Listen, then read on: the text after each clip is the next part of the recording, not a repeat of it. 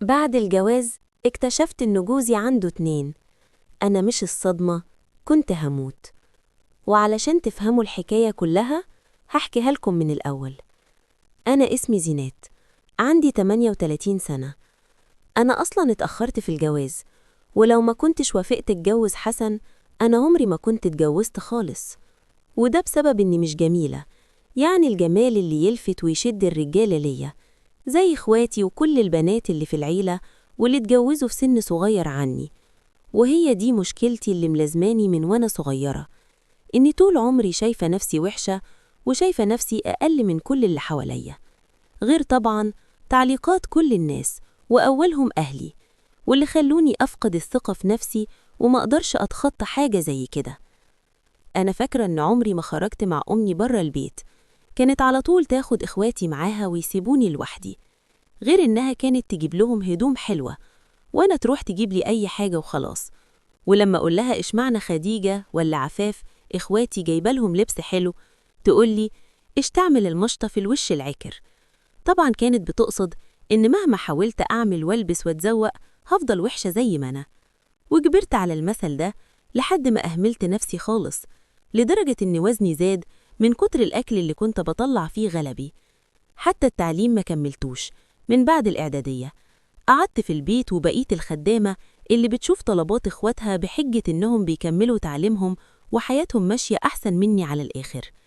فبقيت مش بس وحشة، لأ، وكمان فاشلة ومش بتاعة علام. المهم عدت الأيام والسنين، وأختي خديجة دي اللي أكبر مني على طول جالها عريس واتجوزت، وأنا طبعا كنت مستنية يجيلي حظي. فيقوم من نصيب مخلي العريس اللي كان جاي يتقدم لي يشوف أختي عفاف اللي أصغر مني ب7 سنين ويقول لأ، هي دي اللي عايزها. حتى لما أبويا قالي ما جوزش الصغيرة قبل الكبيرة فضل قاعد مستنيها. ومش بس كده، ده كان كل شوية يجيب لي هو عريس من طرفه علشان أتجوز، ويقدر هو وعفاف بعد كده يتجوزوا ويتهنوا. بس ولا عريس من اللي جم كنت بعجبه، حتى اللي ما كانوش مناسبين ليا، ولا اللي كان شكلهم أوحش مني. وعلى رأي أمي في الأمثال، رضينا بالهم والهم مرضيش بينا. ومرت سنة ورا سنة، وعصام خطيب عفاف أختي ما بيقش، لحد ما جاب لي حسن وقال إنه مسافر دولة خليجية وبيشتغل هناك بقاله سنين، وعايز يتجوز واحدة تعيش مع أمه هنا ترعاها وتشوف طلباتها طول ما هو مسافر، وهو يروح ويجي علينا في الأجازات. وقبلت بحسن، أو بمعنى أصح هو اللي قبل بيا بعد ما شافني، وحتى لما عرف سني. واتجوزنا، وهو يدوب ال10 أيام اللي قضاهم معايا وسافر.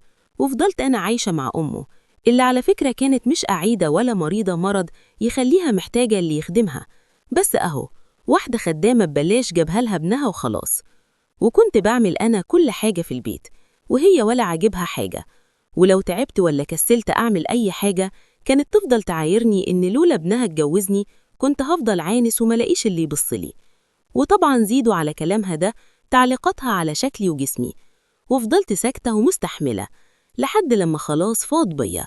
وفي يوم اسود كلمت حسن جوزي وأنا بعيط، وقلت له أبوس رجلك وإيدك خدني أعيش عندك إن شاء الله خدامة، بس ما تسيبنيش هنا تحت رجل أمك اللي بتهني في الراحة والجاية.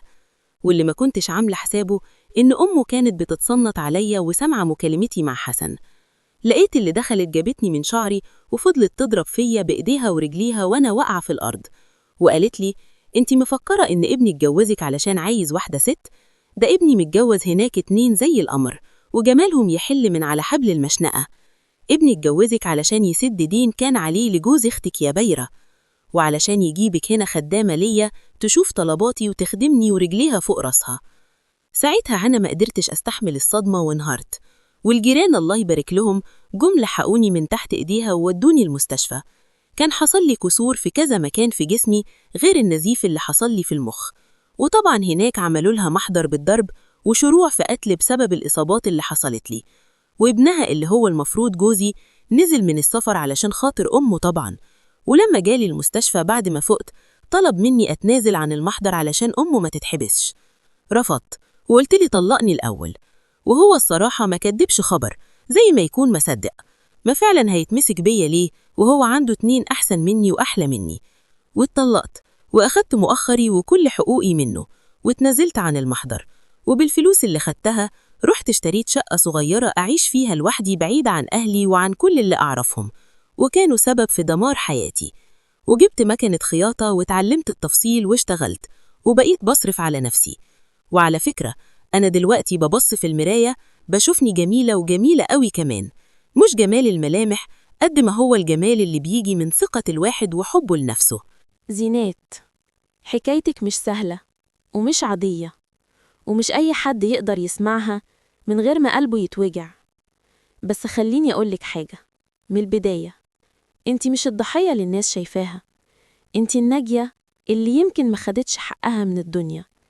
يمكن فعلا اتأذيتي من أقرب ناس، بكلمة اتقالت وانتي طفلة، بنظرة ولا بمقارنة بينك وبين اخواتك.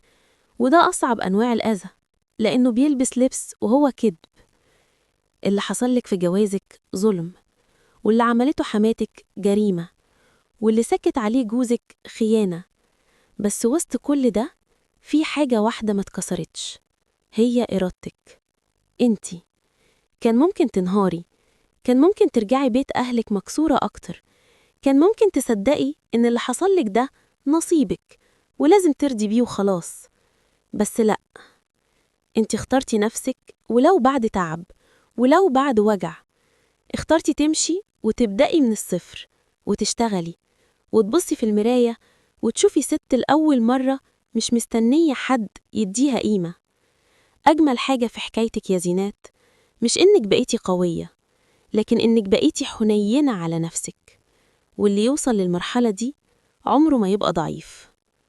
حكايتك رسالة لكل واحدة حاسة إنها أقل، لكل بنت اتقالها كلمة كسرت جورتها عن نفسها، لكل ست فاكرة إن الجواز نجاة، وهو أحيانا كتير بس بيكون امتحان.